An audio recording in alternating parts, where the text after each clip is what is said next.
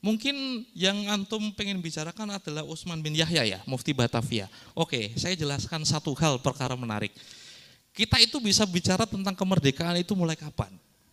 Isu-isu tentang kemerdekaan, pembebasan itu kira-kira matang itu di hari apa atau di tahun apa? Siapa yang merumuskannya? Betapa kagetnya jenengan semua ketika Sumpah Pemuda kita berbahasa satu. Hitung aja siapa yang bisa berbahasa Indonesia di majelis itu. Gak ada satupun yang bisa berbahasa Indonesia. Sumpah Pemuda 1928. Ketika kita bersepakat berbahasa satu. Orangnya ada berapa? Ada sekitar 150-an. Siapa yang bisa yang bisa ngomong bahasa Belanda? Gak ada satupun. Mereka fasih berbahasa Belanda daripada Indonesia, bahasa Melayu.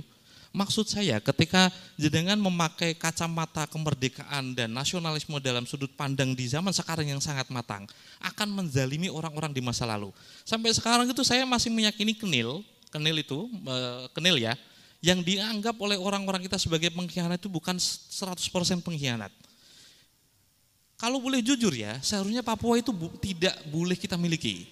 Karena yang berhak kita miliki adalah jajahan dari Belanda dan sekutu. Papua yang jajah siapa? Kalau boleh jujur juga, 1945 ketika kita memerdekakan diri dari peristiwa Rengas Dengklok yang agak konyol itu, kita sah sebagai negara yang merdeka enggak? Belanda kan mengakui baru-baru aja. Hukum yang kita pakai apa? Hukum internasional, siapa yang kalah berarti tempat itu menjadi secara administratif menjadi miliknya sekutu kan. Kita kan seharusnya masih menjadi jajahan sekutu waktu itu. Terus kita mendeklarasikan diri. Dari kacamata fikih aja, ada pemerintahan yang sah. Sah dari sudut pandang mana? Dari sudut pandang hukum internasional. Siapa negara yang sah? Otoritas di masa lalu di Nusantara, Hindia Belanda yang sah. Kira-kira siapa? Tadi masih yang nanya mana? Oke. Belanda atau Indonesia pemerintahan yang sah di masa lalu? Yang sah, pemerintahan yang sah di masa lalu itu Belanda atau lain? Belanda, oke sah ya.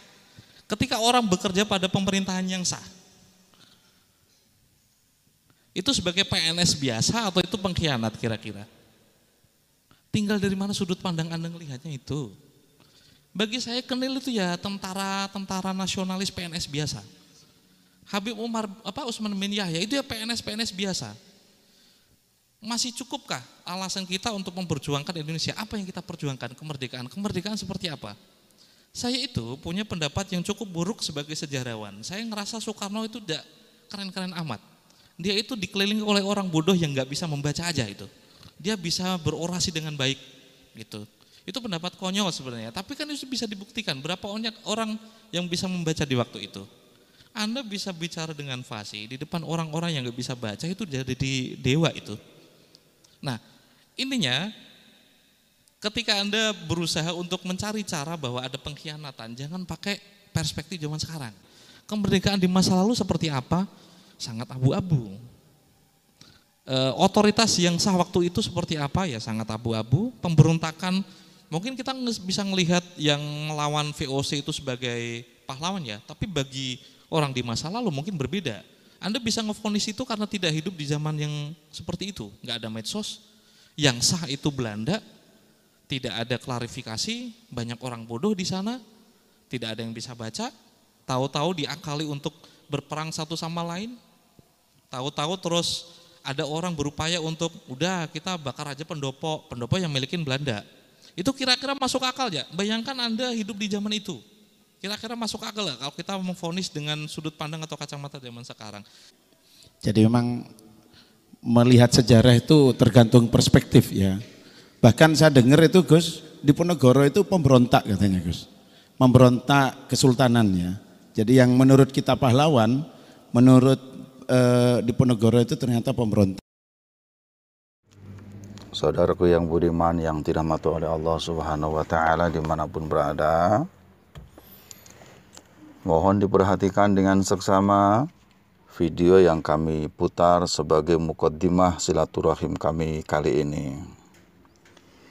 Di dalam video tersebut, menurut saya ada hal yang blunder tentang sejarah yang mesti segera diluruskan dan segera diklarifikasi oleh yang bersangkutan.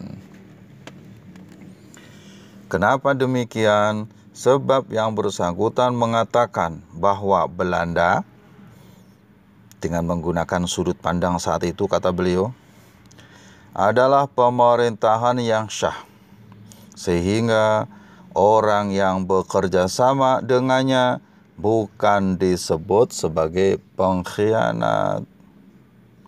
Bahkan dikatakan dengan sudut pandang kala itu, katanya, siapapun yang memusuhi pemerintah Belanda yang sah adalah pemberontak, bukan pejuang.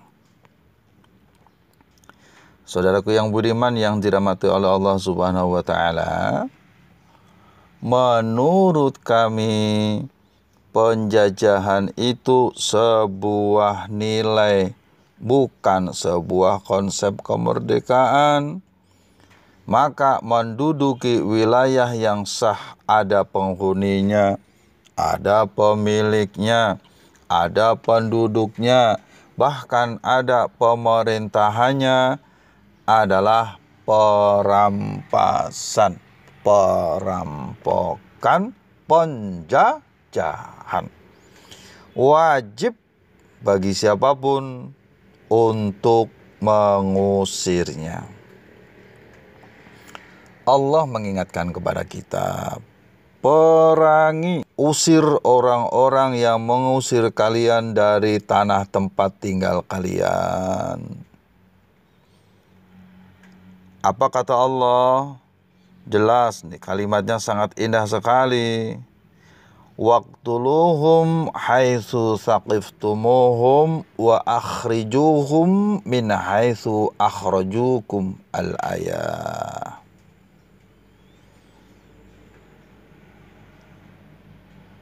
Wa qatilu fi sabilillahi alladhina yuqatilunakum wa la ta'tadu innallaha la yuhibbul mu'tadin.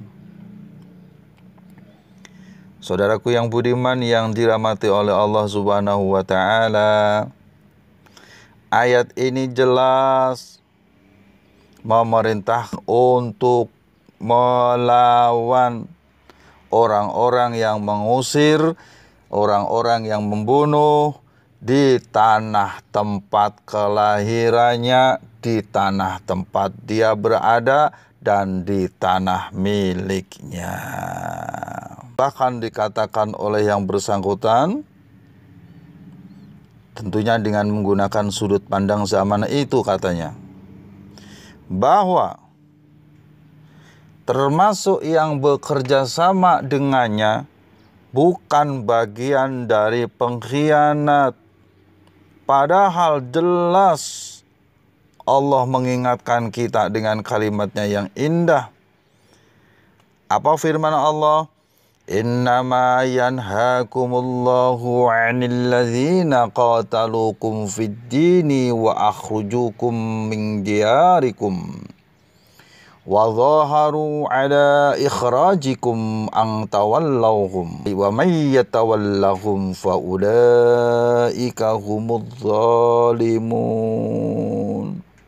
Bekerja sama dengan orang yang menzalimi adalah bagian daripada kezaliman. Saudaraku yang budiman dimanapun berada, kumaha ieu teh?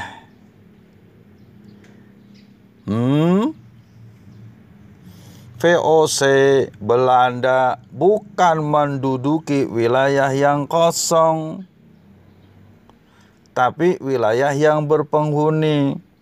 Maka itu sebabnya KNIL pun merasa bersalah dan menangis hatinya telah memusuhi pejuang-pejuang republik, pejuang-pejuang pribumi, yang akhirnya mereka pun membantu dalam perjuangan kemerdekaan NKRI yang diminta oleh Jenderal Urip kala itu, yang diminta oleh Jenderal Sudirman bergabung melawan penjajah.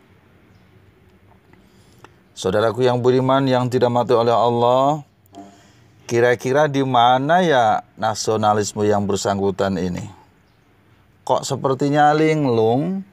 Halo? Beliau mengatakan bukan patriot bukan dianggap pejuang dengan menggunakan kacamata saat itu, katanya, siapa saja yang melawan penjajah adalah pemberontak. Karena Belanda saat itu dianggap sebagai pemerintah yang sah. Padahal konsep penjajahan adalah universal, tidak mengenal zaman. Zaman dulu hingga zaman sekarang, konsep mencuri ya tetap mencuri, konsep merampok tetap merampok, konsep merampas tetap merampas. Bahkan konsep ketuhanan pun dari zaman ke zaman juga sama. Jadi jangan melihat konsep pada studi lokasi waktu yang kemudian berbeda. Nah, saudaraku yang budiman yang dirahmati oleh Allah, kemudian yang bersangkutan pun mengatakan Papua seharusnya bukan wilayah bagian dari Indonesia, sebab bukan wilayah jajahan Belanda. Loh. Gak bahaya tah ngomong gini nih.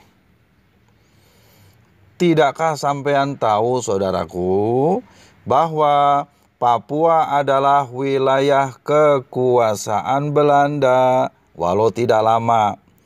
Tapi tetap saja Papua adalah wilayah administrasi di bawah kekuasaan Belanda yang kemudian dipertegas lagi dengan penentuan pendapat rakyat.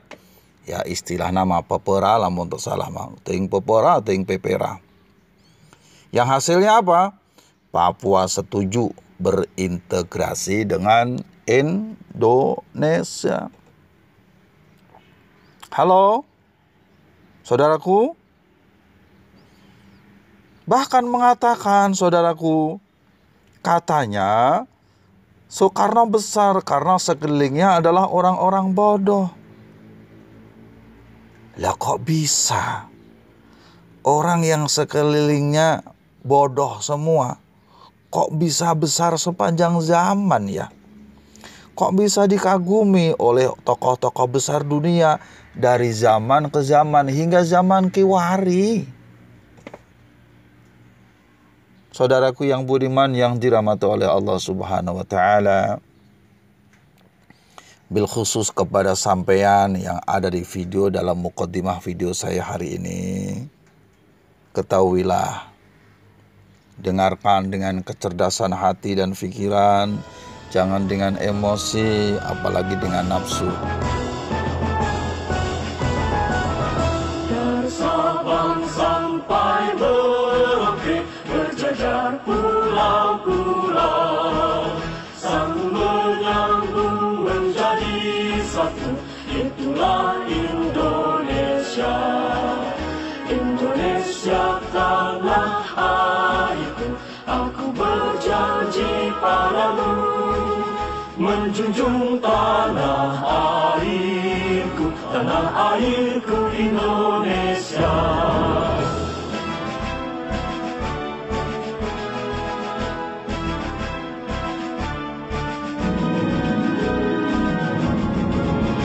Dari Sabang sampai Merauke, berjajar pulau-pulau, sambung menyambung menjadi satu.